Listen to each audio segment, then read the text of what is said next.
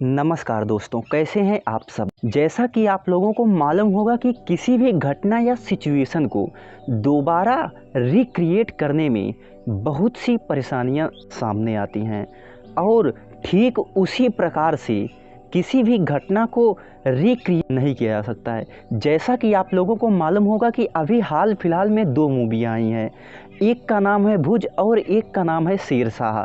आज हम इन्हीं मूवी की कहानियों के बारे में ही बात करेंगे। पहली मूवी भुज की कहानी के बारे में बात करते हैं तो यह कहानी 1971 की है। पाकिस्तान की सीमा पूर्वी पाकिस्तान तक ऐसे में पाकिस्तान का सर्वे सर्वा यानी कि सब कुछ पश्चिमी पाकिस्तान में था। जैसा कि वर्तमान प्रधानमंत्री शेख हसीना के पिता का नाम ही शेख मुजीबुर रहमान है, जिन्हें बांग्लादेश का जनक जन्मदाता कहा जाता है। इनको जन्मदाता क्यों कहा जाता है? जैसा कि आप लोगों को मालूम होगा कि 1971 पूर्वी पाकिस्तान में एक नए देश की मांग उठी थी, जिसके सर्वे सर्वा शेख मुजीबुर रहमान ही थे और इनमें इनका साथ भारतीय प्रधानमंत्री इंदिरा गांधी दे रही थी। इंदिरा गांधी ने इनसे कहा था कि आप एक नए देश की मांग करें, इसमें भारत आपका पूरा सहयोग करेगा। तो ऐसे में इन्होंने लोगों को नए देश की मांग करने के लिए कहा।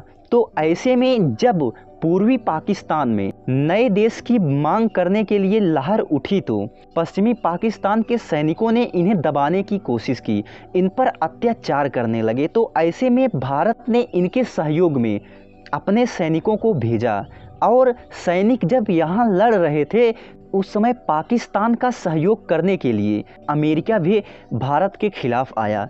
तो उस समय भारत का हमेशा से और बहुत ही गहरा मित्र कहा जाने वाला रूस भारत को बचाने के लिए सामने आया और इस प्रकार से अमेरिका वहां से वापस चला गया। लेकिन यहाँ युद्ध होते रहे। भारत के द्वारा भेजे गए सैनिकों और पाकिस्तानी सैनिकों के बीच युद्ध होते रहे। तो उधर पश्चिमी पाकिस्तान में सोचा कि क्यों ना भारत किसी भी पाकिस्तान की ओर लड़ रही है, तो ऐसे में हमें पश्चिमी भारत पर आक्रमण कर इसे पाकिस्तान में मिला लेना चाहिए। तो ऐसे में पश्चिमी पाकिस्तान ने पश्चिमी भारत के गुजरात वाले साइड यानी कि भुज और कच्छ पर आक्रमण करने की पूरी तैयारी कर ली थी। कई बम भी दागे थे, लेकिन पाकिस्तानी सेना मजबूत थी।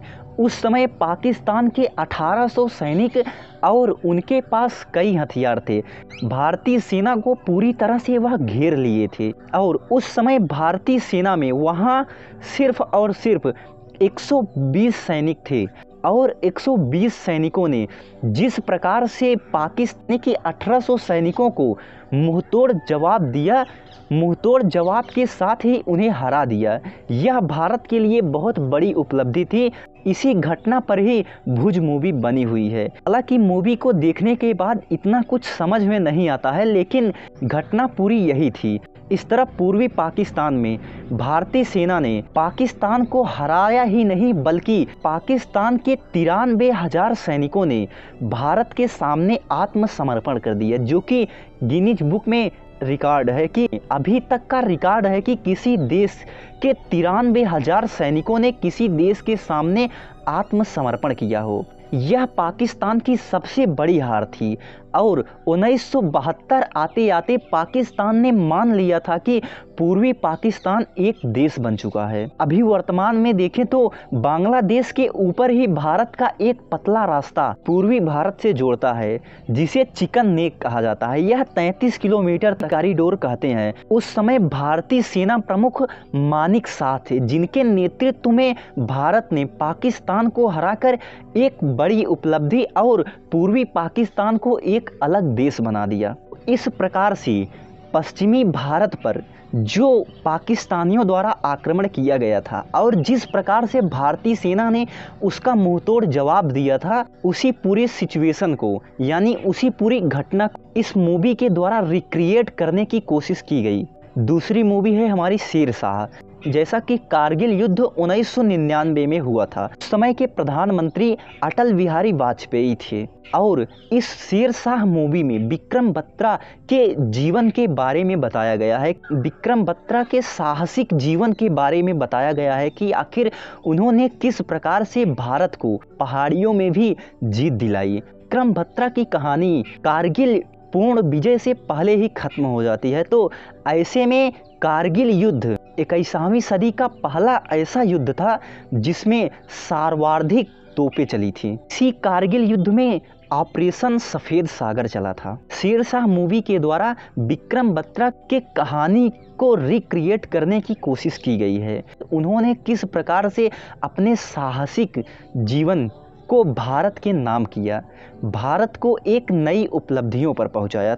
ऐसा नहीं है कि सिर्फ विक्रम बत्रा बल्कि उनके साथ और भी कई जवान थे जिन्होंने भारत के लिए प्राण न्यौछावर कर दिए। तो ऐसे में यह दोनों मूवी देश प्रेम को दिखाती हैं। तो ऐसे में मैं यह रिकमेंड करूंगा और निवेदन करूंगा कि कृपया आप इन मूवियों को देखें, जिससे कि आप पुरानी घटनाओं को जान सकें और उस समय के सिचुएशन को समझ सकें। यह वीडियो आपको कैसा लगा हमें अवश्य बताएं। मिलते हैं अगले वीडियो में एक नए और बेहतरीन टॉपिक के साथ।